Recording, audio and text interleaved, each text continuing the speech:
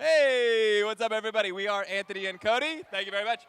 We are the best mans of the wedding. We both love Chad very much. We've known him collectively, literally Chad's whole life. So when I say I feel like I've known Chad forever, I literally have. I've known him since I was like 0 years old. So I have like squatter's rights on best friendship with Chad.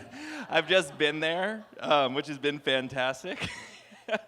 He's like the protagonist of my childhood scrapbooks. Just me and Chad in like preschool, hanging out together, this tall, super cute striped shirts, looking like children. Very cute scrapbooks.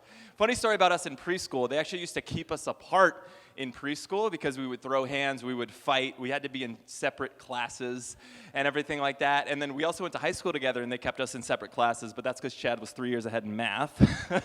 So, which is, that is true, I'm not exaggerating, that is a real number. And we also grew up on the baseball field together. Mr. Powers was my coach for a number of years. I've grown close with the Powers family and Chad, all the way from T-ball up through, just like kind of playing baseball.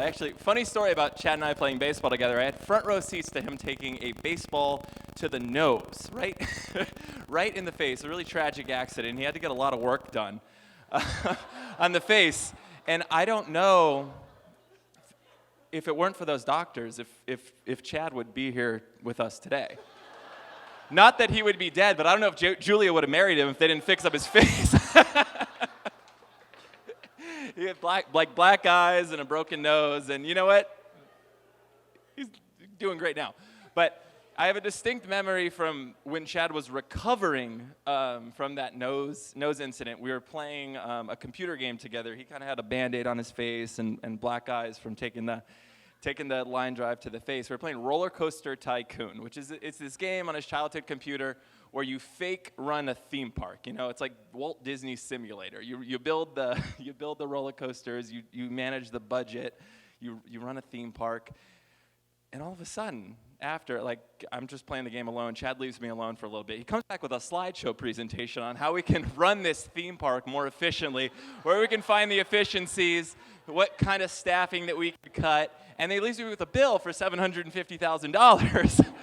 And I say, Chad, what is this? We're 10 years old. He's like, man, the dinners and the travel, the McKinsey stuff doesn't pay for itself. I'm like, Chad, this is a video game. That's a joke.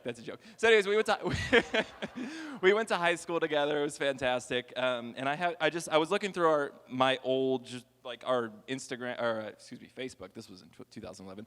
Messenger history. When we were talking, no, but this is great. It was when Chad committed to Princeton for baseball. The Eric Sondenheimer, LA Times reporter, tweeted, baseball, pitcher Chad Powers commits to Princeton, with a link, right? Cool. I reply, always having Chad's back, Chad Powers is more than just a pitcher, semicolon. He's an excellent human being. Unfair to pigeonhole him like that. More than just a pitcher. Love you, Chad. And I'll be back in a second. Cody takes it from here. So Chad walked out of Anthony's life into my life, physically speaking. We actually met our senior years of high school. I'm sure you remember this. We were honored for the same reward, Southern California Baseball Association or something. I was generally new to the awards scene. Chad was not. Chad was a seasoned veteran. I knew because I walked in and I was being my normal self, not taking anything seriously, and Chad was the image of precision. Chad was here for a reason. And I was joking with him, not taking anything seriously. At this point, he was committed to Princeton. I was basically interested in going to Princeton, and I was like, oh, nice, Princeton, yeah, I'm planning on going there too. And he was like, for sure, dude, awesome, that's great. So he was very surprised when I showed up 10 months later at orientation, further told him, hey man, I'm also a third baseman, so we'll be spending a ton of time together every day at practice. Needless to say, it was a rough start to our friendship, very one-sided, as I proceeded to chirp him for 4 years on the right side of the diamond. But me and Chad, I think, got off to a better start over the course of 4 years at Princeton. We spent a ton of time together because our coach actually roomed us together, which I think is mainly because he didn't know my name for the first couple years. He just called me Chad as well, and so figured if he put us in the same room, be easier to keep track of. I also spent a ton of time sitting next to him as he took copious notes on the team that we were playing to prepare for his start. He was preparing. I was just keeping my legs loose in case Coach needed someone to run down to the locker room to grab him some more snacks. But we spent a ton of time together, like I said, really bonded. I think we began to see each other's differences as strengths.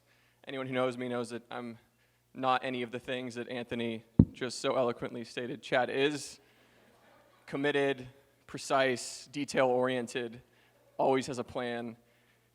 And I think over the course of our 4 years, I realized, that things that previously we butted heads over were serious strengths that we could learn from. And it was really well situated that Julia came into your life around the same time that we were, I think, becoming better friends, because I realized that all the things that I had previously found quite annoying in you were incredible strengths when they were applied to your relationship with Julia. Your precision, your attention to detail, your commitment have led us here today. I truly mean that, even though we obviously started off on a very interesting foot. So those are some of my experiences with Chad through college. We both ended up on different ends of the coast, and he ran right back into Anthony's life. So we're back. Here we are. What a beautiful story. What a beautiful tale. So when Chad came back into my life after college, of course we saw each other on winter breaks and all that, but he's at Princeton and I'm at the lowly Boston College, so we didn't hang out all that much. But when we got back, we were in New York City together. It was fantastic. And then all of a sudden, there was this girl in his life. This is Julia. I'd heard about her over winter breaks, like, hey, like, there's this freshman that I'm, like, kind of interested in. It's like, oh, cool, man. We're, like, juniors. Like, what's going on? Who knows? Fantastic. Do what you got to do. And then I meet her. And, like, Julia, you are one of the most intelligent, the best, one of my favorite people in the world to talk to. I mean that. Like, fantastic. I can have a conversation with you, and then 3 weeks later, you pick up right where we left off. You remember, like, every single thing. It is amazing. It is fantastic. And I expect nothing less of Chad. So I am first and foremost thankful, like, as I came back into the city and became closer and closer with Chad, which has been a blessing to my postgraduate life, to also become closer with you. I mean, literally, like, Chad forced Julia into my life because we were roommates during the COVID pandemic for the first month. Me, Chad, Julia hanging out, doing, like, remote work. The Haney sent us groceries. Thank you very much for sending us Whole Foods. Chad was wiping it down with sanitary wipes because we didn't know what was going on. He had the Clorox out. We were safe. Phenomenal. And so first, foremost, I'm just very thankful for Chad and Julia for, bringing Julia into my life. And Chad, of course, literally lifelong friend, one of my best friends in the world. And more than anyone I know, probably someone I look up to for advice. Like, really, truly, I honor how you carry yourself, the way you treat Julia, your faith, your consistency, the way you work, the way you approach everything. I look up to that. It makes me a better person, first and foremost. I've said that a lot. But anyways.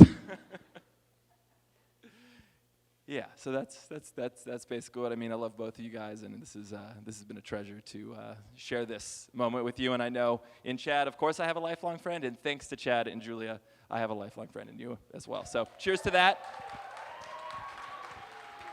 To wrap up for the both of us, I just want to end with a quick proverb. Proverb 18:22 says, "He who finds a wife finds a good thing and receives favor from the Lord." And I want to affirm you that you've clearly found a good thing, and you knew that from day one. Your commitment to Julia has been very evident, not just through our time at Princeton, not just through your time in New York. The ways that you guys have brought me in, even though I'm across the country, the way you brought Hope in. We love you both, and